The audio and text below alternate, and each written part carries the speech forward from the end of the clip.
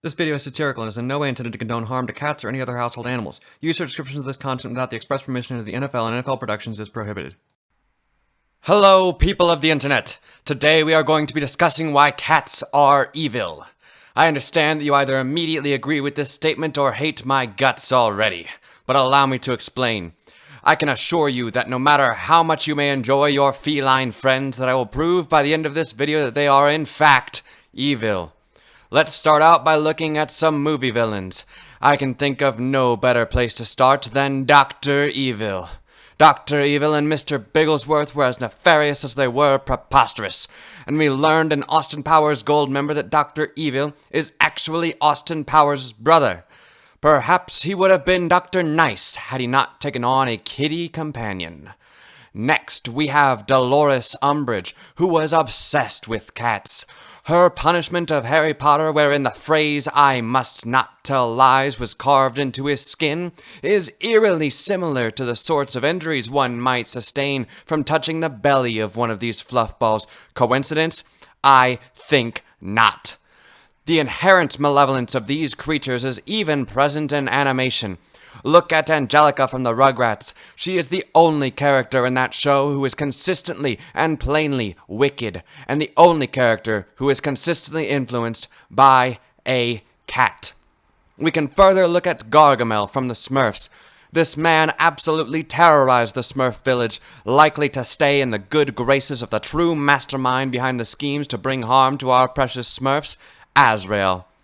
Now you're probably listening to this and saying something like, "Yeah, but all of those characters are in fantasy. Cats aren't evil in the real world." My response to this is twofold. First, all fantasy has some realistic basis, and the villains I mentioned are not extra human. If I cut them, they will bleed, and they have the same feelings and motivations as real people, so they make for a decent comparison. The second is that the destructive tendencies of the accused furball most certainly extend into our world.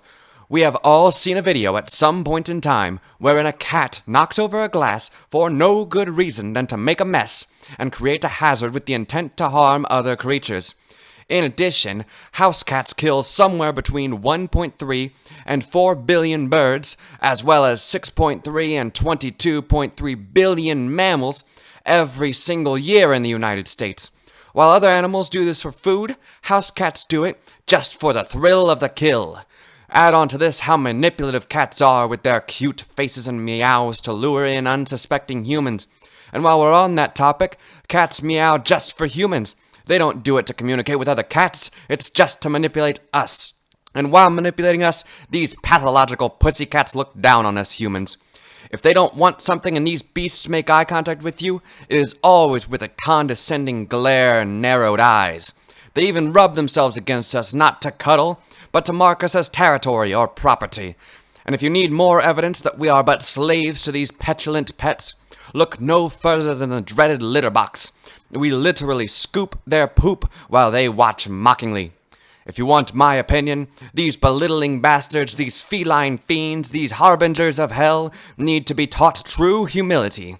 Unfortunately, there exists no force in the known universe with the power to bring down the dreaded domestic house cat.